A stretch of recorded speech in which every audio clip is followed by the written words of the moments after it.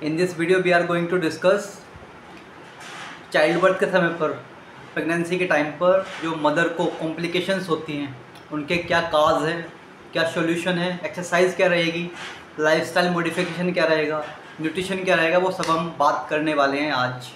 ठीक है, तो ऑल बात कर लेते हैं GDA की, गेस्टेशनल डायबिटीज़ मेलिटस की बात कर लेते हैं। So GDA is defined as any type of intolerance of glucose in the body during pregnancy, onset of pregnancy या during pregnancy is called GDA, gestational diabetes mellitus।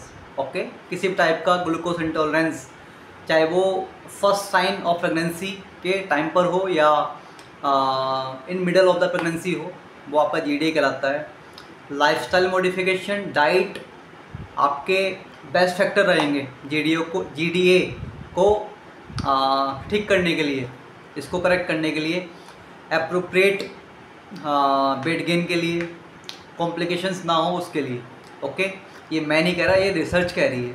Okay, so lifestyle और physical factor is important. GDA की बात करें तो GDA during the pregnancy, जब insulin resistance हो जाता है, आपके ब्लड में ग्लूकोज की मात्रा बढ़ जाती है, तो शॉर्ट टर्म और long term complications, even after the delivery complications होने के चांसेस हैं। ठीक है, ये फिटस जो बेबी, न्यूबॉर्न बेबी होने वाला है, उसके लिए भी ये बेनिफिशियल नहीं है। ठीक है, बिकॉज फिटस जब इंसुलिन रेजिस्टेंस हो जाता है, ग्लूकोज की बॉडी में ग्लूकोज की मात्रा बढ़ जाती है, तो फिटस की ओर या फिटस को एक्स्ट्रा सप्लाई मिलती है ग्लूकोज की। ठीक है, जिससे खतरा होता है बेबीज़ के लार्ज होने का, यानी कि उसके जो बॉडी पार्ट होते हैं उसके लार्ज होने का, या टाइप टू डायबिटीज़ होने का बेबी में, मदर में, sorry after the birth of baby में, मदर में चांसेस होते हैं टाइप 2 डायबिटीज़ होने के। ठीक है, सो इसको मैनेज करना बहुत ही नेसेसरी है। और एक इसके सॉल्यूशन में, आपके GDA के सॉल्यूशन में अगर बात करें तो मेडिकल न्यूट्रिशन थेरेपी होती है। मेडिकल न्यूट्रिशन थेरेपी में मैक्रोन्यूट्रिएंट्स सेट किए जाते हैं और माइक्रोन्यूट्रिएंट्स सेट किए जाते हैं, क्योंकि डाइट एक बहुत अच्छा फैक्टर है, साथ ही साथ फिज़िकल एक्टिविटी एक अच्छा फैक्टर है इंसुलिन को कंट्रोल करने के लिए। ठीक है, इंसुलिन रेजिस्टेंसी को कम करने के लिए डाइट और एक्टिविटी बहुत अच्छा फैक्टर है। तो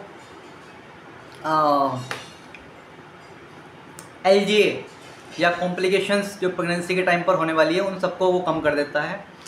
ठीक है, और अगर बात करें तो ये आपका हो गया कि ये हमने बात की कि गेस्टेशनल डायबिटीज़ मेलिटस क्या होता है, और हमने एक्टिविटी की बात करी। आगे डिटेल में बात करने वाले हैं, फिज़िकल एक्टिविटी, आपकी डाइट की डिटेल्ड बात करने वाले हैं। साथ ही साथ अगर गेस्टेशनल डायबिटीज़ को हम एज ए फैक्टर देखते हैं, डाइट सही रखते हैं, अपनी एक्टिविटी सही रखते हैं, तो वो काफ़ी हद तक इंसुलिन रेजिस्टेंस को भी कम करती है। साथ ही साथ जो मदर को हेल्दी वेट चाहिए होता है ना, तो उसके मैनेजमेंट में भी हेल्प करती है। ओके, सो इंट्रोडक्शन, क्या होता है गेस्टेशनल डायबिटीज़ और क्या क्या उसके कॉम्प्लिकेशंस हो सकते हैं मैटरनल और फोइटस पर, चिल्ड्रन पर, न्यूबॉर्न बेबी पर। सो उसकी बात करने के बाद अब बात करते हैं कि एनर्जी रिक्वायरमेंट्स और न्यूट्रिएंट्स, वेट मैनेजमेंट कैसे करना है, यानी कि वेट क्या रहेगा और एनर्जी लेवल्स क्या रहने चाहिए मदर के, ताकि वो एक हेल्दी बेबी को बॉर्न कर सके। वो सब हम बात करने वाले हैं। तो सबसे पहले वेट की बात करते हैं। तो वेट का मैं एक चार्ट मेंशन कर दूंगा, उसके अकॉर्डिंग आपका वेट रहना चाहिए। ठीक है, अगर आप उस कैटेगरी में नहीं आते हैं तो चांसेस हैं अपनी एज और उस वेट कैटेगरी में अगर आप नहीं आते हैं तो कॉम्प्लिकेशंस होने वाली हैं आपकी डिलीवरी में, चांसेस हैं। ठीक है, उसमें आपके चांसेस में सी सेक्शन आ जाएगा, सिजेरियन सेक्शन के साथ साथ बेबीज़ के after the delivery mother maternal weight gain होने के चांसेस हैं। ठीक है, so it's important to measure your energy levels and साथ ही साथ हेल्दी बॉडी वेट होना बहुत ही ज़्यादा ज़रूरी है। तो मैं चार्ट मेंशन कर दूंगा, उसके अकॉर्डिंग आपका वेट होना चाहिए। अगर आप उस कैटेगरी में नहीं आते हैं, अंडर वेट हैं, तो आपने कैलोरी प्लस पे जाना है, और आप ओवर वेट हैं तो अंडर वेट है तो कैलोरी प्लस पे जाना है आपने, और अगर आप ओवर वेट हैं तो आपको कैलोरी रेस्ट्रिक्शन करना पड़ेगा। ओके, बहुत सारे कॉम्प्लिकेशंस हो सकते हैं। सी सेक्शन मैंने बताया आपको। ठीक है, बेबीज़ के बॉडीली पार्ट जिसको एलजीए बोलते हैं, babies large for gestational age, एलजीए होने का खतरा होता है। डायबिटीज़ का, वेट रिटेंशन का, ये सब कॉम्प्लिकेशंस होने के चांसेस रहते हैं। सो इट्स इम्पोर्टेंट कि एनर्जी लेवल आपका मेंटेन रहे। वो भी मैं चार्ट में मेंशन कर दूंगा कि एनर्जी लेवल क्या रहना चाहिए।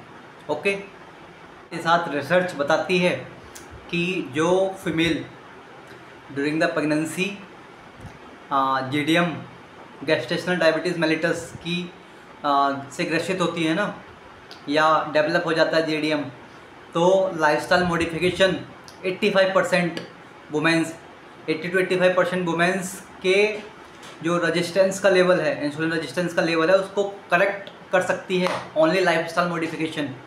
सो it's important to follow lifestyle modification. साथ ही साथ जो हमने बात की थी, ओवर वेट भी होती हैं कुछ जो कैटेगरी है, उससे ऊपर जो वेट होता है उनका, ओवर वेट कैटेगरी में जो फीमेल्स होती हैं with GDM gestational diabetes mellitus, उनको अगर आप कैलोरी रेस्ट्रिक्शन करोगे ना उनका 30 to 30%, या आप अपना कैलोरी रेस्ट्रिक्शन अगर करते हो 30 to 30%, तो चांसेस हैं कि आपके जो प्लाज्मा में ट्राइग्लिसराइड्स हैं उनकी मात्रा कम हो जाएगी, और साथ ही साथ जो ग्लूकोज लेवल है ना, ब्लड ग्लूकोज लेवल, वो भी काफ़ी हद तक कम हो जाते हैं। Okay, so it's a win win situation.